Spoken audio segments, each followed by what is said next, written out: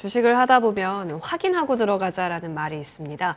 지금이 확인하고 들어가야 한다면 우리는 무엇을 확인하고 다음 플랜을 짤 수 있을지 레몬리서치 김민수 대표님과 함께 긴급 진단 이어가겠습니다. 대표님 어서 오십시오. 안녕하십니까. 네, 금요일인데요. 오늘 시장이 또 이렇게 주말을 맞이하는데 걱정되게 합니다.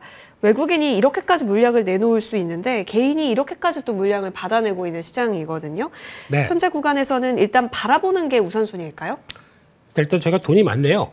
네, 지금 보니까 외국인과 기관은 이제 우리 편 같아요. 예. 네, 기관과 내국인과 외국인의 싸움으로 되는 과정 쪽에서 뭔가 변화가 드라마틱하게 좀 나오고 있는 구간들인데 일단 외국인들이 파는 이유는 제가 보기엔 딱 그거 같습니다. 돈이 없어서 그들이. 무슨 얘기냐면 지금 미국 시장에서 나오는 변화의 가장 핵심은 뭐 AI 버블론도 아니에요. 솔직히 AI 버블론은 그냥 그들 열심히 일하고 있습니다. 그중에서 중간중간에 나오는 엔비디아의 뭐 재무 가지고 요즘 말이 많지 않습니까? 뭐 감가상각 갖고 얘기했다가 재무까지 얘기했다가 왜 이런 현상이 나오냐면은 지금 저희는 미국 시장에서는 좀 짜증이 나 있어요. 네. 왜냐하면 돈이 없습니다. 돈이 없다 보니까 그게 무슨 얘기냐면 유동성이 없어서 그래요. 네, 그런 상황이라고 하게 되면 여기까지도 돈 없으면 승질 나시죠? 네, 괜히 시장이 막 좀 안 좋게 보이시고 뭐 누가 나한테 건드리기만 해봐라 막 울컥한 이런 모습들이죠. 근데 그런 짜증나는 반응이라고 봐야 될 것 같고 그런 쪽에서 유동성이 보강되기 전까지는 이렇게 신경질적인 반응이 미국에서 나올 수밖에 없는 흐름으로 봐야 될 것 같고 그런 과정 쪽에서 그럼 유동성이 부족하게 되면 그나마 풍부하게 되는 시장 쪽에서 팔아서 이어지는 과정들이 나오겠죠. 네. 그런 쪽에서 나오는 변화다라고 보는데 그들에서 반대로 그럼 채워진다. 채워진다는 얘기는 딱 그겁니다. 이번에 나왔던 고용지표가 솔직히 그렇게 좋은 지표는 아니에요. 네, 근데 미농업 고용자 수가 9월달 지표고 또 거기다가 그리고 또 셧다운 나오기 전이다 보니까 그걸 가지고 생각보다 좀 부진했는데 결국에는 대량 인구라든가 또 나오는 실업률이나 이런 부분들은 여전히 그 금리 인하를 할 만한 수준 정도까지는 가고 있는데 그런 차원에서 봤을 때 뭐 시원하게 보여주는 게 못하다 보니까 약간 월가에서는 시위한다고 봐야겠죠.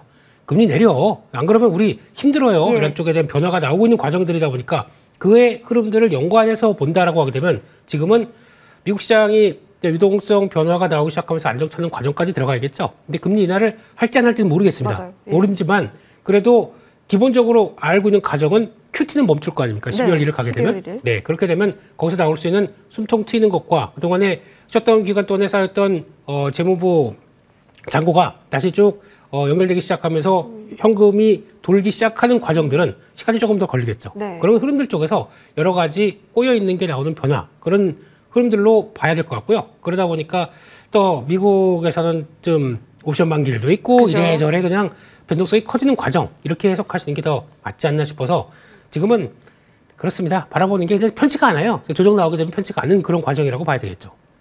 어쩔 수가 없다. 예, 의미이네요. 왜냐하면 미국 쪽에서 물론 지금 여러 가지 끌어다 쓸 수 있는 쪽에서의 잔고가 어느 정도 바닥이 보이고 있는 구간, QT 중단 그리고 셧다운이 해소가 됐지만 유동성이 다시 채워지기까지는 시간이 걸릴 수 있기 때문에 정말 12월에 연준이 인하를 할 것인가, JP모건 쪽에서는 금리 인하할 수 있다라는 얘기가 오늘 좀 돌고 있기는 하는데 변수가 될 것으로 보여지고요. 그 구간 동안은 변동성이 심하겠구나라고 인지하는 것이 첫 번째일 것 같습니다. 자, 그러면 반등 시그널은 정말 그 금리에 대한 방향성이 어느 정도 보여질 때라고 생각할 수밖에 없겠네요, 대표님. 네, 그래도 우리 경제 앵커로서 우리 화선 앵커님은 금리 인하 하실 것 같습니까? 이번에 했으면 합니다. 예, 자신 있게 얘기를 해주셔야 저희가 해주십시오. 예.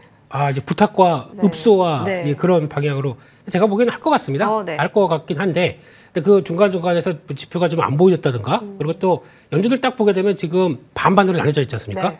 반반 거기다가 가운데 이제 무만이 안 해요. 예, 반반 거기다가 의장, 부의장은 어디 쪽으로도 붙을 수 없는 이런 상황들인데 그런 과정 쪽에서 일단 점도표가 맞다라고 보게 되면 그냥 금리는 인하하고 내년에 3.5%까지 가는 게 맞아요. 그런 과정 쪽에서 뭘 보여준 게 없고 역시나 물가가 안 떨어지다 보니까 거기서 나오는 여러 가지 과정으로 해석해야 될 것 같은데 그러니까 보여주는 지표가 없다 보니까 그렇죠. 그런 쪽에서 나오기 시작하게 되면 그때부터는 시장에서 조금 한숨 돌면서 움직일 수가 있는데 그때까지가 다음 주도 그렇고 12월 초까지 FOMC까지는 아직 시간이 좀 있지 않습니까? 그러다 보니까 거기서 이게 그것만 보고 베팅이 들어가기는 또 어렵다는 얘기죠. 그러니까 변동성이 좀 커질 것 같고 그렇기 때문에 지금은 견디는 시간. 그리고 또 미국도 어떻게 보면은 어제까지 버티려고 하는 추세가 좀 흔들리기 시작했어요. 그럼 국내 증시도 같이 연관돼서 아니 우리가 흔들렸는데 한국 증시가 버틴다고 하다 보니까 일단 키 맞추기 차원에서 외국인들 매도가 많아지는 과정들이라고 봐야겠죠. 그런 쪽들을 일단 지금은 좀 기다리는 시간 정도로 보시고 근데 분명히 저도 오늘 이것저것 찾아보다 보니까 네. 사고 싶은 자리나 사고 싶은 종목들이 무지 많아요. 너무 많아졌어요. 네. 어제부터는 조금 분위기 이상해서 좀 예. 줄였다가 막 울면서 손절도 하고 뭐 다 했습니다. 그래서 현금은 늘려놨습니다. 늘렸는데 지금 딱 보니까 아까 들어오면서 요 앞에서도 보니까 네. 살고 싶은데 지금 샀다가 네, 조금 더 시간 걸릴 것 같아서 지금 일단은 현금은 좀 두고 있는 게 그나마 좀 나은 전략이 아닌가 싶어서 지금 참고 있는 중이죠. 네. 지금은 매수 버튼 누르고 싶은 것을 참고 있는 중이다. 알겠습니다. 그러면 가장 여러분의 매수 버튼을 자극하는 종목이 무엇인가요? 일단 업황이 너무 좋다라고 이미 우리 투자자분들께서 다 알고 있는 반도체 쪽에서 그럼 점검을 한번 받고 싶은데요. 네. SK 하이닉스가 삼성전자와 다른 차트를 보여주고 있어서 네. 이거에 대한 해석을 두고 분분하더라고요. 오히려 삼성전자가 더 강한 거다라고 말씀해 주시는 분도 계셨고 SK 하이닉스는 너무 올랐기 때문에 변동이 또 큰 과정에서 이런 게 나오는 거다인데 뭐가 됐든 지금 예쁜 자리처럼 보여지는데 이게 착시효과일지 아니면 좀 더 하방은 아까 전에 말씀해 주신 것처럼 확인을 해야 하는 것인지. 지금 그러면 반도체를 산다 그러면 삼성전자 사요, SK하이닉스 사요? 라고 많이 문의를 하시는데, 네. 네, 앵커님은 둘 다? 반반? 네, 항상 예, 모르면 반반이죠. 예. 예, 모르면 반반인데 아무 그 어떤 삼성전자냐 하이닉스냐 네. 이거 중요하지 않습니다. 어차피 메모리 업황에 따라서 진짜 안 좋다 그러면 다 같이 빠지는 그죠. 거죠. 네, 근데 뭐가 버티고 뭐가 더 많이 빠지고 아무 의미 없습니다. 만약에 큰 업황 큰 변화가 없고 다시 돌아가기 시작한다 그러면 많이 빠졌던 게 더 많이 올라갑니다. 그럴 수가 있기 때문에 네. 우리 지금은 낙폭 큰 거 본다 그러면 하이닉스가 맞을 수도 있어요. 어. 네, 그런 차원에서 보는 게 아니라 이 예. 과연 이 업황이 큰 변화가 없이 그러니까 어제 나왔던 얘기가 미국 시장에서 메모리 반도체 쪽들이 낙폭이 컸었죠. 네. 근데 그게 또 한간에는 나온 얘기가 뭐 한국 쪽에서 메모리 캐파를 늘리기 때문에 나오는 거다. 근데 아무 쓸데없는 얘기거든요. 그게 그렇다고 해서 지금 저희가 캐파를 늘릴 수 있는 공간도 없습니다. 어떻게 늘리냐면 공정에서 조금 더 변화를 시켜가면서 이쪽이 좀 도움이 될 것 같다라고 하다 보니까 특히 삼성전자가 조금 더 여유가 있는 관점 쪽에서 공정을 돌리게 되면 메모리 레거시 쪽들이 더 확대가 될 것이다라고 나오는 부분들이지 예. 그래봐야 10% 20%이 정도밖에 안 됩니다. 그러면 지금 아직까지 쇼트지가 나오는 구간들에 대해서 충분히 공급이 안 되는 상황들이다 보니까 근데 시장에서 반응은 또 그렇게도 하더라고요. 오히려 공급이 가격이 너무 올라가다 보니까 P는 올랐는데 그럼 수요가 따라오려고 하다가 가격이 너무 올라서 안 되겠어. 수요가 이제 못 따라오는 현상이 나오기 때문에 그것도 P만 올라서는 별로 재미가 없는 거다. 이렇게도 해석을 하더라고요. 주가 빠지면 이런 해석 저런 해석 다 나오는 거죠. 그런 관점 쪽에서 뭘 본다고 한다고 하더라도 20일까지 지금 나온 수출 데이터 혹시 아까 보셨나요? 반도체 쪽에? 이상 없어요. 그냥 쭉 잘 가고 있고 그리고 최고치 흐름들 그대로 이어가고 있고 거기다가 나오는 데이터들은 지금 그게 뭐가 이상하다는 게 아니라 예. 주가가 밀리다 보니까 저희 심리가 바뀐 것뿐이 없습니다. 그런 관점에서 본다라고 하게 되면 일단 밀리면 사야 되는데 그게 지금이냐 그쵸. 아니면 다음 주냐 그렇죠. 그 타이밍은 저도 알고 싶어요. 네. 그래서 분할 매수 하자라는 얘기가 있었던 건데요. 지금 자리는 예. 1차 매수 가격과 들어왔습니다. 아. 그래서 이 정도는 사서 기다리면은 다시 올라갔을 때 수익 충분히 날 수 있는 구간입니다. 근데 손이 안 나가요. 네. 시장이 어떻게 될지 모르니까. 그러다 보니까 말씀하셨던 분할 매수가 맞다고 봐야 되겠죠. 네. 알겠습니다. 종목을 고르는 것에 있어서는 사실 업황에 스크래치가 난 게 아닌 한 매크로 이슈로 인한 가격 하락일 경우에는 어떤 것을 봐도 괜찮겠다. 다만 여기서 여러분의 선호도는 있을 수 있겠죠. 1차 분할 매수 관점으로 현재 자리는 확인이 된다로 그렇다면 반도체 정리하고요. 진짜 궁금한 건 대표님. 네. 한일령 관련한 재료가 꽤 셉니다. 네. 뉴스를 연일 장식하고 있는데 이쪽 분야에 있어서는 뭐 장기화된다고 하니까 충분히 기회를 노리시는지 그렇다면 이쪽 부분은 내가 계속해서 팔로잉을 하고 있는 섹터다가 있으신지 궁금해요. 네, 일단 이것도 그렇게 해석하셔야 될 것 같습니다. 네. 저희가 소비주들 예. 잘 하고 있고 이번 실적도 잘 나왔어요. 근데 저희는 다 관심이 반도체, AI 그쪽으로만 쏠리다 보니까 어떻게든 삼성전자, SK하이닉스 싸게 살려고 아니면 반도체 소부장주 싸게 살려고 거기만 보고 있다 보니까 이쪽이 그렇게 실적 나온지도 모르고 있었어요. 그냥 알았어. 그냥 그러고 말고 이쪽만 보고 있었죠. 근데 그쪽만 보고 있다 보니까 다 네, 이런 상황들이 돼버린 거죠. 시장의 관심이 한쪽으로 쏠린다 그러면 바로 다른 쪽에서 기회가 나오는데 그중에 하나의 변화로 보시는 게 더 맞다고 생각됩니다. 네네. 지금 나오고 있는 뭐 소비주들 한일령과 관련된 쪽들은 잘 모르겠습니다. 솔직히. 네, 뭐 좀 장기화되고 저희가 뭐 저희도 당했지 않습니까? 한한령 때문에. 그렇기 때문에 아마 방점이 어디냐면은 도요타 자동차 갖다 놓고 중국에서 막 불지르는 거. 네. 그리고 막 그 위에 뛰면서 막 이것도 예. 중국어를 제가 못하기 때문에 막 이렇게 소리 지르는 이럴 때가 거의 방점이 아닐까요? 네. 그런 상황들이고 지금 단계는 또 뭐냐면은 일본도 어떻게 보면은 다카이치 총리가 어떻게 보면 누리고 있는 상황들이에요. 왜냐하면 지지율이 올라갔습니다. 예. 정치인 입장 쪽에서 뭔 어떤 쪽을 했을 때 강하게 들어갔을 때 나의 입지가 올라간다.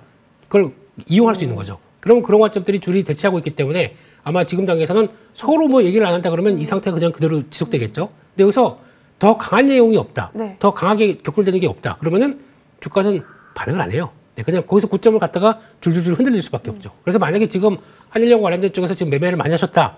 저도 서부 T&D 좋아하는 사람들이 네네네. 예. 알죠. 예, 저는 동부에 살고 있지만 예, 서부 T&D 좋아하는 사람이고 그리고 관련돼서 롯데관광개발 이런 것들 다 좋아하지만 호텔 쪽은 이번에 탑픽으로 보고는 있지만 이럴 때는 무리해서 사는 전략은 아닙니다. 오히려 갖고 계신다고 하게 되면 줄이시는 게 좋습니다. 줄이시고 그래요? 비중을 좀 낮추신 다음에 그 다음에 더 이상 격화되는지 아닌지를 보시는 게 맞을 것 같고 또 거기만 보시는 게 아니라 이게 확대되기 시작하게 되면 소비주지 않습니까? 예. 소비주 쪽에서 한 축은 일단 환율과도 관계가 있어요. 우리나라 환율이 지금 워낙 약세로 가다 보니까 외국인들 입장 쪽으로 보게 되면 와서 구매력이 높아지는 겁니다.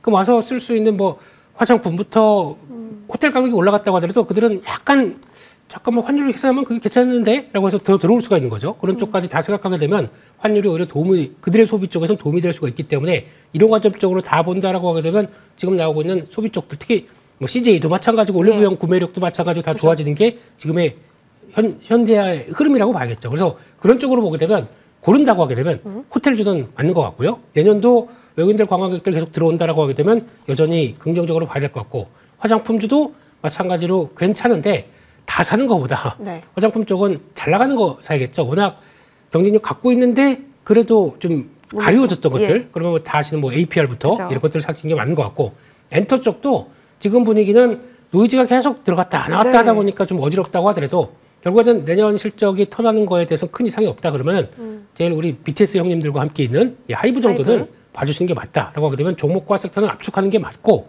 그중에서 이런 정도쯤은 계속 봐주시는 게 좋겠다 그렇게 생각하고 있습니다. 엔터도 이제 껴서 봐주셨고 호텔은 워낙 이 이슈가 있기 전부터도 실적 등에 없고 흐름들이 나왔었던 쪽입니다. 화장품은 그동안 소외됐다가 이번 기회로서 센티 회복까지 함께 누려가고 있는 구간에서 APR 등등의 종목들 언급 주셨으니까요. 압축해 보시죠. 자, 오늘 이런 시장에서도 그럼에도 불구하고 양봉을 좀 만든다거나 그룹적으로 여기 나쁘지 않네 했었던 쪽이 바이오가 아닐까 싶습니다. 바이오 쪽을 좀 여쭤보고 싶은데요. 이것을 봤을 때 지금 구간에서는 바이오 쪽이 기회 섹터이다라는 것은 이견이 없으실 것 같고 그러면 여기서 분류화가 지금 D&D 파마텍, 뭐 ABL 바이오, 펩트론과 같이 어쨌든 플랫폼 쪽이더라고요. 네. 바이오를 보아라보는 입장 쪽에서 지금 약간 대피처로 활용을 하죠. 오늘 종목들이 다 그렇게 움직입니다. 네, 그러면 대피처는 시장이 안정찾게 되면은 오히려 빠질 수 있다. 대피처가 아니라 오히려 다시 함정이 돼버립니다. 네. 그것도 한번 생각하시게 되면 지금 거기서 움직이시는 건 좋은데 일단 또 거기서 이쪽만 시장이 약하니까 이쪽에서 계속 갈 거야 라고 생각하시기 보다는 일단 일정 부분은 또 저희 그런 거 잘하잖아요. 비중감 있게. 네, 좀 줄였다가 이 정도는 갖고 가는데 이 정도는 늘렸다가 줄였다가 이런 것들 좀 해가면서 끌고 가시는 게 제일 좋겠다라고 봐야 될 것 같고 지금은 시장 안정 나오게 되면 낙폭 컸던 게 들어갑니다. 그렇게 되면은 거길 먼저 노리시는 게 좋을 것 같고 또 바이오 쪽들은 보니까 요즘 오늘도 보니까 뭐 작은 바이오도 막 움직입니다. 네. 뭐 하는 회사인지 모르겠어요, 저도요. 그런 것들은 제가 뭐라고 말씀드릴 건 아닌 것 같고 그냥 잘 매매하셔서 기술적 분석 알고 있는 것 따라서 잘 수익 내고 나오시면 됩니다. 근데 그 중에서 개인적으로는 성과 냈던 회사들이 제일 중요하다고 봐야 될 것 같고요. 그냥 제 바람일지도 모르겠지만 ABL 바이오가 저는 시가총액 코스닥 쪽에서 1위로 들어간다고 생각합니다. 왜냐면 알테오전이 빠지고 코스피 가니까. 코스피로 갔나 보니까 그리고 또 에코프로비엠도 갈 준비할 거고 그러면 나머지가 10조대에서 이제 왔다 갔다 하는 상황들인데 ABL 바이오가 한 18만 원대 근처만 가게 되면 빠져요. 10조대 라인들이고 투자 경고 붙고 뭐 이것저것 다 붙다 보니까 이런 거 좀 없애주시면 안 돼요? 투자 경고 왜 잘하는 회사가 잘 올라가는 건 인정해줘야죠. 근데 그러다 보니까 나오는 단기적인 라운드 넘버 때문에 한계라고 보는데 그 넘어가기 시작하게 되면 또 이제 변화가 들어올 수 있다 보니까 그러면 ABL 바이오처럼 성과 낼 수 있는 회사들을 찾아가는 게 좀 중요하겠죠. 그러다 보니까 이어지는 뭐 뭐 펩트론도 그렇고 예. 예, 또 D&D 파마텍도 그렇고 다 같이 나도 할 수 있어라고 비만 치료제 쪽에서 한 축으로 다가오고 있는데 이런 종목들도 물론 관심 있게 보면서 매매는 가능합니다만 네, 일단은 빅파마랑 성과 나오는 회사들 그리고 또 비중은 너무 지금 여기서 강하게 들어갔다가는 또 어떻게 보면 여기서 변화가 들어가는데 시장의 다른 쪽에서 또 변화가 들어와요. 그래서 아까 말씀드렸듯이 AI 쪽이 이제 됐다, 움직인다라고 하게 되면 거기서부터가 또 변화가 들어오는 건데 그럼 이쪽은 당연히 차익 매물 듣고 글로 들어가겠죠. 그런 과정들도 한번 생각하셨으면 좋겠습니다. 네. 아, 맞아요. ABL 바이오가 이제 알테오젠의 1위 자리를 또 차지할 수 있다라는 뷰도 있더라고요. 그렇다면 바이오는 계속해서 강할 수도 있겠으나 현재 수급적인 움직임도 무시할 수 없기 때문에 비중 조절 잘 했으면 한다라는 코멘트 받아주셨습니다. 궁금했던 게 네. 그러면 반도체 소부장단도 코스닥 시총에 좀 더 많이 올라와도 될 법도 하고 네. 로봇도 잘 버티고 있고 2차 전지도 지금 자리도 예쁘다라고 말해주시는 분도 많고 네. 섹터로 보면은 어디 하나 안 예쁜 구석이 없는 다 나의 자식들 같은 거 아니겠습니까? 반려주식이죠. 네, 그렇죠. 반려 섹터. 반려주식인데 네. 그러면 지금 구간에서 우리 대표님이 우선적으로 봐야 할 첫째, 둘째, 셋째 좀 알려주시면 좋을 것 같아요.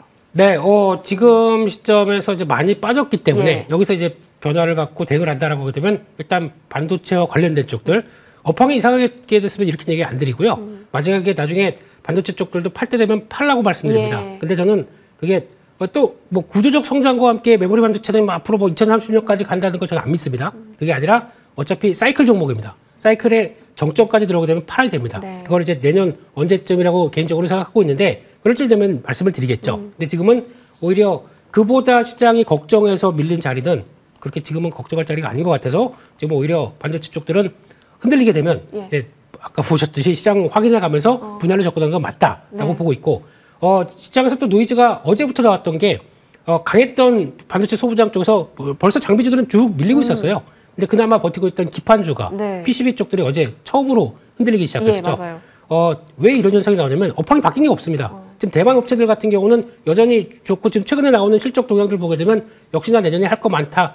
원래 PCB가 쇼티지가 나오는 경우가 거의 없어요. 근데 그것까지 언급할 정도까지 나온다고 하게 되면 얼만큼 AI 관련된 서버용 쪽들이 강하게 업황이 돌아온지를 얘기를 하고 있는데 그런 것까지 감안하게 되면 이것도 흔들리게 되면 기회가 맞다고 생각합니다. 그리고 또 예. 보시는 게 좋을 것 같고 예. 또 ESS 쪽들 ESS. 이쪽들도 분명히 이슈가 나올 거기 때문에 ESS 관련된 뭐 저희 소재 쪽들 네. 이쪽들은 또 챙겨보는 게 좋겠다라고 보고 있습니다. 알겠습니다. 자, 반도체 기판과 ESS 관련해서도 여러분 이 포인트 꼭 잘 잡아가시길 바라겠습니다. 양대 시장 오늘 좀 힘드셨을 수도 있겠는데요. 이어지는 머니투데이 방송과 함께 승리 전략, 다음 주 전략 잘 세워가시죠. 김민수 대표님과 저는 여기서 물러납니다. 고맙습니다.